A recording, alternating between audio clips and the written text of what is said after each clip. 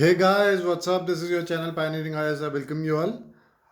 मैं आपके लिए एक नई वीडियो लेके आया हूँ। This is of Indian economy class 12th। Recently ये बुक एक्चुअली +1 में थी, बट इन्होंने थोड़ा सा शिफ्ट कर दिया है एंड ये +2 में आ गई है। So what we will discuss is economy. अच्छा, मैं एक आपको छोटा सा डिफरेंस बता देता हूँ। एक होता है इकोनॉमिक्स, एक होती है इकोनॉमी। इकोनॉमिक्स क्या होता है? जितना भी आप पढ़ते हो वो थ्योरेटिकल पार्ट, ठीक है। जैसे एग्जांपल, आप घर से 1,000 रुपये लेके निकले हो, मैं 20 रुपये की बस चढ़ूंगा, ये करूंगा वो करूंगा, ठीक है। आपने सोचा ऐसा ऐसा होगा, ठीक है। वो थ्योरेटिकल पार्ट है। बट इकोनॉमी क्या है? जब आप गए तो आपने देखा कि आपको प्यास लग गई, आपने पी लिया, जो प्रैक्टिकली में होता है, ठीक है। जो ऑब्वियसली थ्योरेटिकल एंड प्रैक्टिकल में कुछ तो डिफरेंस होगा ना, वहाँ पे इतनी एफिशिएंटली काम नहीं हो सकता जितना आप सोचते हो। तो ये बेसिक डिफरेंस है, ठीक है। Indian economy on the eve of independence. हमारी इकोनॉमी कैसी थी जब हम आज़ाद हुए थे उस टाइम पे, ठीक है। कॉलोनियल एक्सप्लॉयटेशन, हमारे आपको पता है कि 1600s के आसपास इंडिया में अंग्रेज़ आए थे। उन्होंने ईस्ट इंडिया कंपनी एस्टैब्लिश की। उसके बाद उन्होंने फरमान वगैरह लिए, ठीक है। और यहाँ से वह ट्रेड करना शुरू हो गए। जो जो पहला बंदा इंडिया में आया था, that was Vasco da Gama, as we all know. So Vasco da Gama ने देखा कि जब वो यहाँ से चीज़ें ले जाके अपने यूरोप में बेच रहा है तो वो बहुत ही ज़्यादा एक्सपेंसिव, मतलब उसको बहुत प्रॉफिट हुआ उससे, ठीक है। पहले क्या होता था? पहले ये सी रूट से नहीं जाता था, पहले ये थ्रू वाया लैंड जाता था, अरब वगैरह से होते हुए। तो अरब वगैरह बहुत ज़्यादा हाई टैक्स लगाते थे, जिसकी वजह से वो यूरोप में जाके महंगा हो जाता था। तो इस वास्को डिगामा ने भी किया same he, but Vasco da Gama को इससे फ़ायदा बहुत हुआ। जिसकी वजह से क्या हुआ कि बहुत सारे लोग इस तरफ से अट्रैक्ट हुए कि हाँ, यहाँ से बहुत ज़्यादा प्रॉफिट है ट्रेड में। सो आपने देखा होगा फ्रेंच ईस्ट इंडिया कंपनी बन गई, India British east India company बन गई। उसके बाद पोर्चुगीज़ आ गए, ठीक है। ये सारे लोग इधर इंडिया में आए थे, डच आ गए, ठीक है। मे बी आपने सबका नाम ना सुना हो, बट सारे आए थे, ठीक है। उसके बाद क्या हुआ कि जैसे जैसे इन्होंने ट्रेड एस्टैब्लिश कर लिया, उसके बाद ये अपनी मोनोपोली करने लग गए। उसके बाद यहाँ पे वॉर्स भी हुई हैं दो ओवर द ट्रेड, ठीक है। तो कॉलोनियल एक्सप्लॉयटेशन उन्होंने कैसे किया? वो यहाँ से सारा रॉ मटेरियल ले जाते थे। एग्जांपल, ये सब हुआ किस वजह से? एक्चुअली एक मेजर मेजर रीज़न, मतलब बहुत सारे रीज़न है वैसे छोटे छोटे, बट एक मेजर जो रीज़न है वो क्या है? Industrial revolution. अब ब्रिटेन में इंडस्ट्रियल रेवोल्यूशन आ रहा था, तो उसके लिए रॉ मटेरियल बहुत ज़्यादा चाहिए था, और इंडिया के पास रॉ मटेरियल बहुत ज़्यादा था।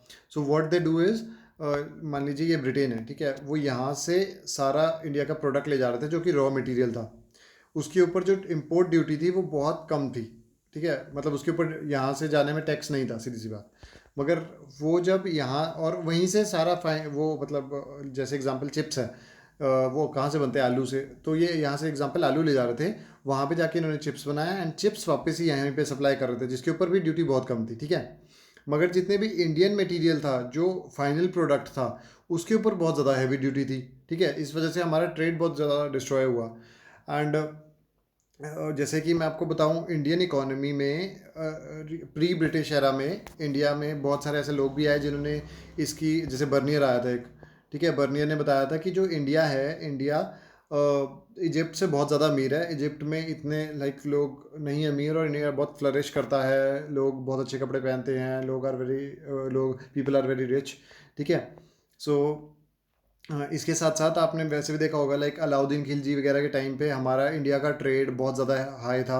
हम वर्ल्ड के 24% ट्रेड के मालिक थे, ठीक है। आज भी even in 2020 we are not more than 4%, ठीक है। सो आप ये पॉइंट्स देख सकते हो कि कितना ज़्यादा फ़र्क आ गया है, ठीक है। कॉलोनियल एक्सप्लॉयटेशन में मैंने, जैसे आपको बताया, प्राइमरी ले जाते थे, फाइनली यहीं पे आके बेचते थे। ज़मींदारी सिस्टम में क्या था? जितने भी इन्होंने ज़मींदार अपॉइंट कर रखे थे, ये सारे लोग बहुत अमीर थे, इनके पास बहुत सारी ज़मीनें थी। तो ये टिलर्स को अपनी लैंड दे देते थे एट, लाइक आप इस पे काम करो, जितने जितना इसमें से प्रोड्यूस निकलेगा वो सारा कुछ हिस्सा आप रख लेना, ज़्यादा हिस्सा हमें दे देना, ठीक है। इसमें एक्सप्लॉयटेशन बहुत ज़्यादा थी एंड टिलर्स के पास बहुत ही कम बचता था। और ज़मींदारी सिस्टम में एक फिक्स्ड सम रख लिया गया था, क्योंकि एक्चुअली क्या हुआ, जितने भी आपके अंग्रेज़ थे, उनके पास इतने पैसे नहीं आ रहे थे इससे। तो उन्होंने क्या सोचा, हम एक फिक्स सिस्टम रख लेते हैं, ठीक है। जैसे एक ज़मीन है, इसमें से 5,000 रुपये निकलते हैं, तो उन्होंने क्या करा कि 4,000 रुपये परमानेंट रख लिया। उन्होंने कहा कि चलो इससे ज़्यादा नीचे नहीं जाएगा, लॉस नहीं होगा। बट उन्होंने ये नहीं देखा कि कभी कभार क्रॉप फेलियर हो जाता है या फिर रेन नहीं आ पाती, तो उन्होंने ये फैक्टर्स नहीं नोटिस किए, ठीक है। इसकी वजह से उन्हें बहुत लॉस हुआ। लेटर ज़मींदारी सिस्टम के साथ साथ बहुत सारे सिस्टम भी आए थे, जैसे रोयतवारी, महलवारी, ठीक है। तो बट स्टिल ये एक फिक्स सम था, ठीक है। तो ये भी उन्हें इतना प्रॉफिटेबल नहीं था। एंड इंडस्ट्रियल सेक्टर में क्या हुआ कि जितने भी हमारे हैंडीक्राफ्ट्स थे, हमारे इंडियन हैंडीक्राफ्ट्स, वो धीरे धीरे डिस्ट्रॉय करने लगे ब्रिटिशर्स। ठीक है, हमारे पास ज़्यादा कुछ बचा नहीं है। जितने भी हमारे बहुत फेमस फेमस हैंडीक्राफ्ट्स थे, लाइक पहले यहाँ पे बहुत लाइक हैंडीक्राफ्ट्स बनते थे, वो बहुत सुंदर होते थे, हाई क्वालिटी के होते थे। बट लेटर उन्होंने हमारे यहाँ पे जितने भी हैंडीक्राफ्ट्स थे उनको डिक्लाइन कर दिया या डिस्ट्रॉय कर दिया, कह सकते हो आप। ठीक है, हैवी ड्यूटी एक्सपोर्ट पे थी, जैसे मैंने आपको बताया। ड्यूटी फ्री इंपोर्ट था किस पे, फाइनल प्रोडक्ट्स पे। ठीक है, और फाइनल प्रोडक्ट्स जो यहाँ से जाते थे उन पे बहुत ज़्यादा हाई ड्यूटी थी। ठीक है, जिसकी वजह से क्या हुआ, एम्प्लॉयमेंट भी हो गई। कैसे, जो जितने भी हैंडीक्राफ्ट्स वाले थे उनको या तो ज़्यादातर डिस्ट्रॉय कर चुके थे, या फिर जो बच गए थे, जो बहुत माहिर वगैरह थे, उनको ये पेट्रनाइज नहीं करते थे। और इन्होंने ब्रूटली एट्रोसिटीज़ भी की, मतलब इनके खिलाफ। ठीक है, कईयों के हाथ काट दिए, कईयों को वहाँ से भगा दिया, माइग्रेट करवा दिया। ठीक है, तो बहुत सारे रीजंस थे। और क्योंकि ऑब्वियसली ये एक दो दिन का काम नहीं है ना, इन्होंने बहुत साल लिए यहाँ पे, लगभग 200 साल राज किया है, तो ऑब्वियसली। ठीक है, अब एक्सप्लॉयटेशन इन इंटरनेशनल ट्रेड, जैसे मैंने आपको बताया था, फाइनल प्रोडक्ट यहाँ पे ले आते थे और रॉ मटेरियल ले जाते थे। उससे क्या हुआ, इनको यहाँ पे मार्केट भी मिल गई। इन्होंने तभी तो जितनी भी रेल्स वगैरह थी वो एस्टेब्लिश की, इनको मार्केट वगैरह ज्वाइन करने का अपॉर्चुनिटी मिल गई। ठीक है, एंड इंडिया में बहुत फेमस फेमस सिटीज़ थी जिनको इन्होंने जोड़ा। ठीक है, अच्छा मैं आपसे एक क्वेश्चन पूछना चाहता हूँ।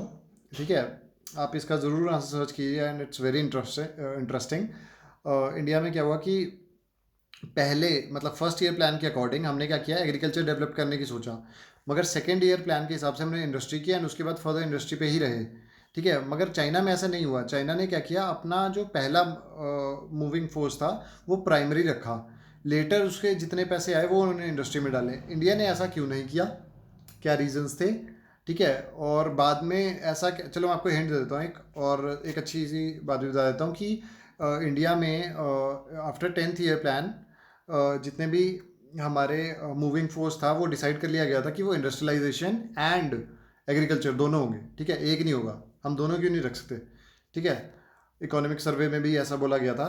सो ठीक है, चलो इसका आप आंसर ढूंढो और मुझे प्लीज़ बताना in the comment section below. Let's see how much you can search, and ये बहुत ही इंटरेस्टिंग है। ठीक है, features of Indian economy, features क्या थे, स्टैग्नेंट इकोनॉमी थी, मतलब ज़्यादा ग्रोथ नहीं थी, बैकवर्डनेस थी, हमारे पर कैपिटा इनकम बहुत कम थी। पर कैपिटा इनकम क्या होता है, जितनी पूरा देश कमाता है divided by the number of population. ठीक है, तो पर कैपिटा इनकम हमारे इंडिया की अभी भी कम है, बांग्लादेश सॉरी और श्रीलंका की ज़्यादा है। क्यों? क्योंकि वहाँ पे पॉपुलेशन कम है। ठीक है, सो स्टैग्नेंट इकोनॉमी मतलब जिसकी बहुत ही कम ग्रोथ होती है, या लो ग्रोथ होती है, नो ग्रोथ होती है लगभग। ठीक है, एग्रीकल्चर बैकवर्डनेस कैसे, 72% जो जितनी भी पॉपुलेशन का था वो सारे एग्रीकल्चर सेक्टर में थे। एंड 50 पर जो हमारा प्रोड्यूस है, एक होता है प्रोडक्टिविटी, एक होता है प्रोड्यूस। प्रोड्यूस क्या होता है, जो टोटल आउटकम होता है। ठीक है, जैसे आप कह सकते हो ये आपका एक प्लॉट है। ठीक है, इसमें से आपने खाना उगाया तो 3 किलो खाना निकला इसमें से। ठीक है, ये आपका प्रोड्यूस हुआ, टोटल प्रोड्यूस आउटपुट। मगर अमेरिका में क्या होता है, मान लो ये जितना भी है इसमें से इतने में से ही, मान लो ये 250 मीटर स्क्वायर था, तो यहीं पे यहाँ पे भी इन्होंने 250 ही यूज़ किया, मगर जो इनका प्रोड्यूस निकला वो 6 किलोग्राम हो गया, मतलब double almost.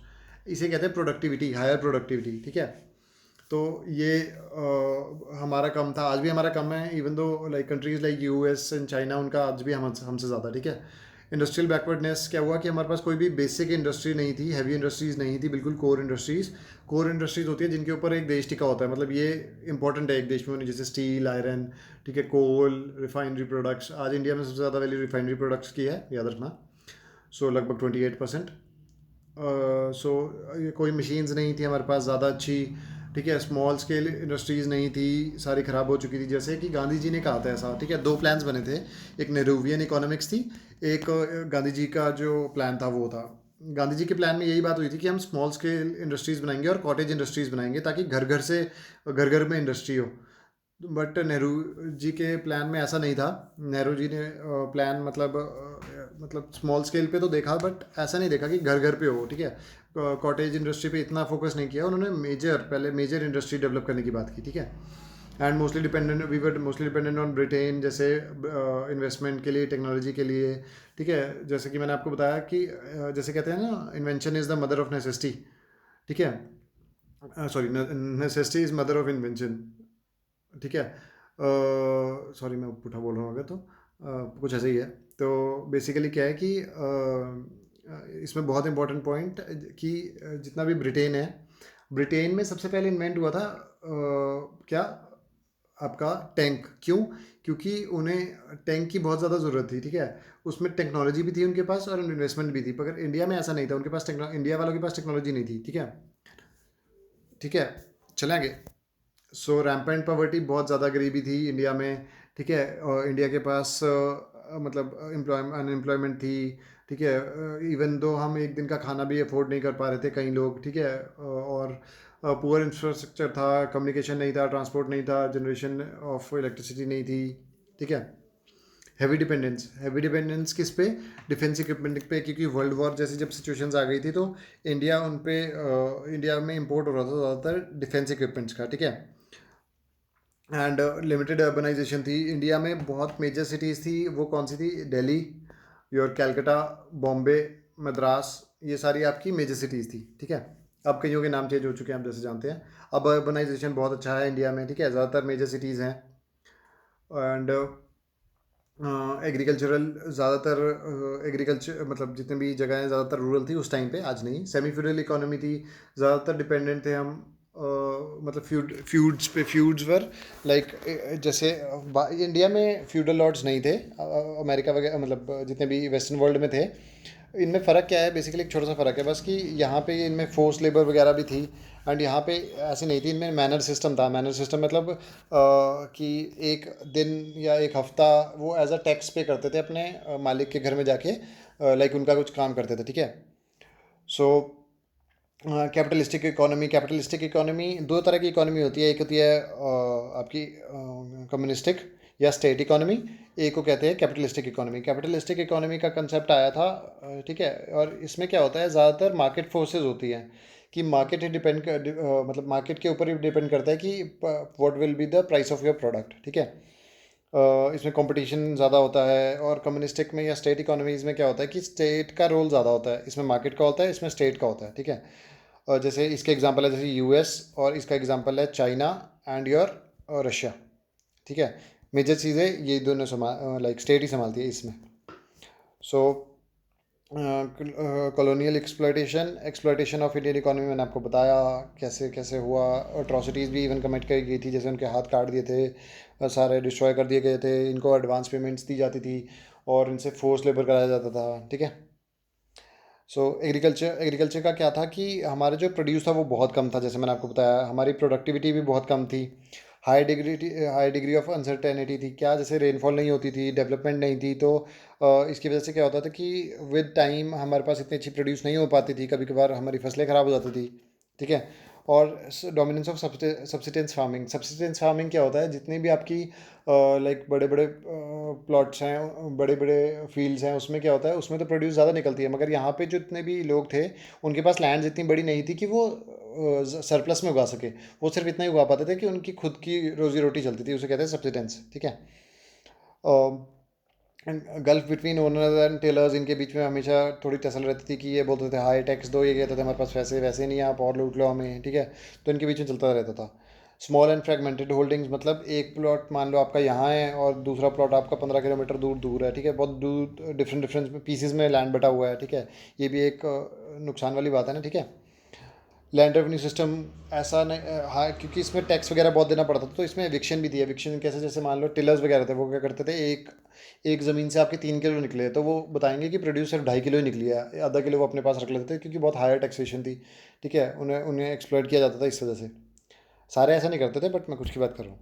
So force commercialisation of agriculture, जैसे कमर्शियल प्रोडक्ट्स के ऊपर ज़्यादातर फोकस किया जाता था। कैसे? वो सारी चीज़ें बेची जाती थी जो उन्हें चाहिए, वो सारी चीज़ें नहीं जो हमें चाहिए। Example, indigo, cash crops like jute, cotton etcetera, ठीक है।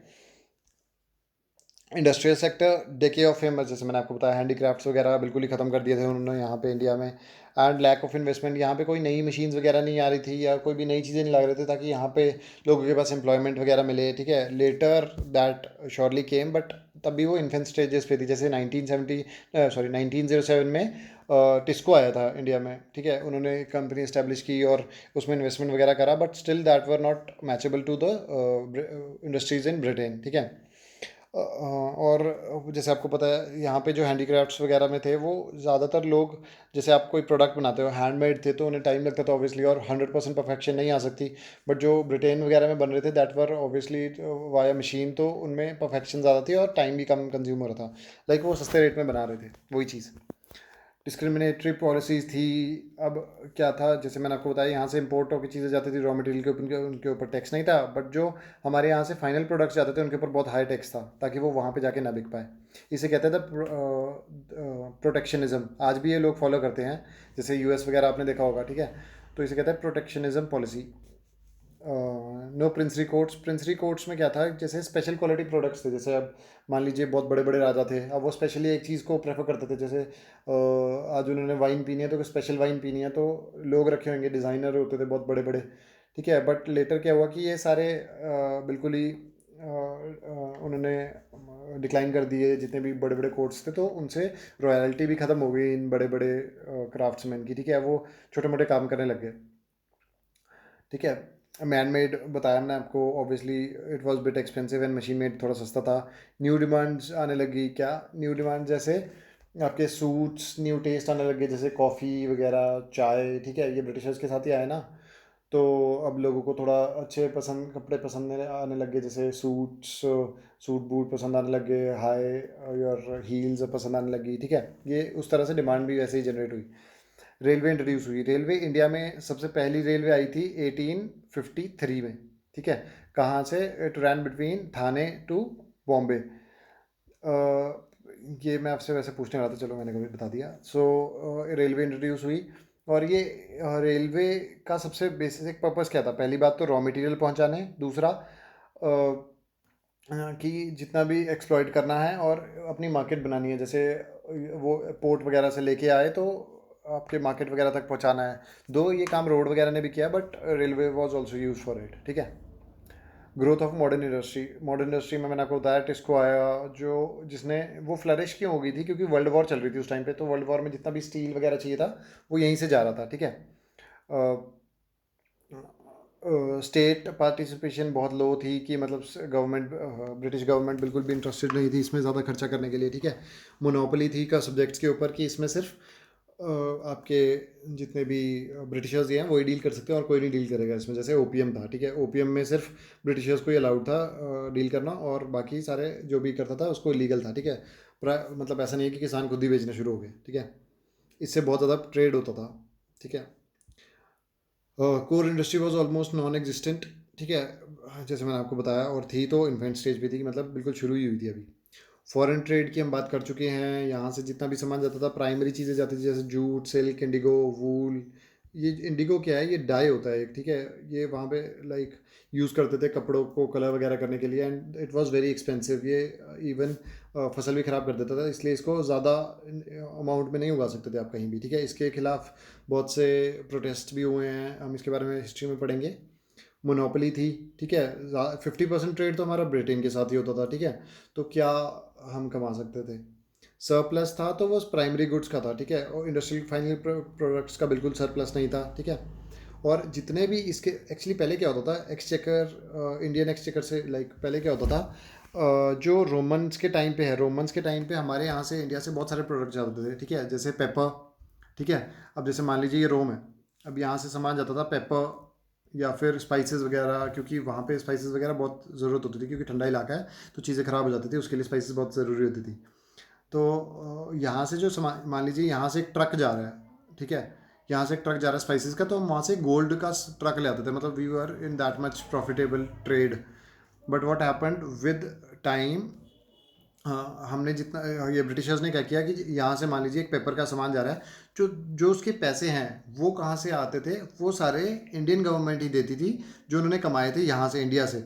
तो मतलब कुछ आ तो नहीं रहा ना इंडिया में, नया नहीं आ रहा, मतलब इसे कहते थे बुलियन सिस्टम, ठीक है। बुलियनिज्म भी कहते हैं इसे, ठीक है। बुलियनिज्म क्या है? जब इंडिया ट्रेड होता है in silver and gold, but India में सिल्वर एंड गोल्ड का ट्रेड बिल्कुल बंद हो गया था, क्योंकि बाहर से तो आ ही नहीं रहा था, सिर्फ यहीं से पे कर रहे थे वो, जितना भी यहाँ से कमा रहे थे, ठीक है।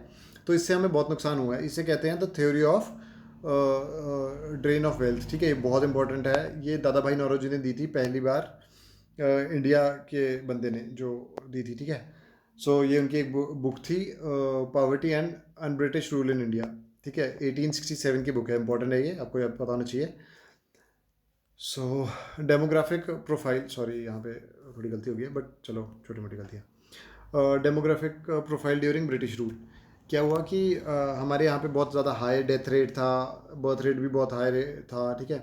इन्फेंट मोर्टेलिटी रेट, ये क्या होता है कि मान लीजिए 1000 बच्चे पैदा हुए हैं, उनमें से 1000 बच्चों में से 200 बच्चे मर जाते थे पैदा होते ही, ठीक है। वो बहुत ही ज़्यादा हाई था, ठीक है। राइट नाउ इट्स अबाउट 32, या ऊपर नीचे भी है थोड़ा। सो डेथ रेट क्या होता है कि हज़ार बंदों में से 100 बंदे मर गए, दिस इज़ डेथ रेट, ठीक है। तो ये आपको बताना चाहिए, ये बेसिक चीज़ है कुछ, ठीक है। लाइफ एक्सपेक्टेंसी उस टाइम पे सिर्फ 32 थी, कि मतलब आप 32 साल जी सकते हो लगभग, मतलब एक एस्टिमेशन के हिसाब से, ठीक है, क्योंकि लोगों को लैक ऑफ अवेयरनेस थी, एजुकेशन नहीं थी, हेल्थ नहीं थी। राइट नाउ इट्स 69.4, लाइक यहाँ पे सॉरी थोड़ा ज़्यादा दे रखा है बट वैसे factually it's 65 right now. Women's की थोड़ी ज़्यादा है। लिटरेसी रेट सिर्फ 16% था, ठीक है, जब हम आज़ाद हुए थे, सोच सकते हो आप। And right now it's very much higher, like, ठीक है। और विमेन लिटरेसी रेट तो बहुत ही ज़्यादा लो था, इट वॉज 7%। क्यों? क्योंकि उस टाइम पे भी जेंडर न्यूट्रल नहीं थी, ज़्यादातर मेल्स को प्रेफरेंस दी जाती थी, ठीक है।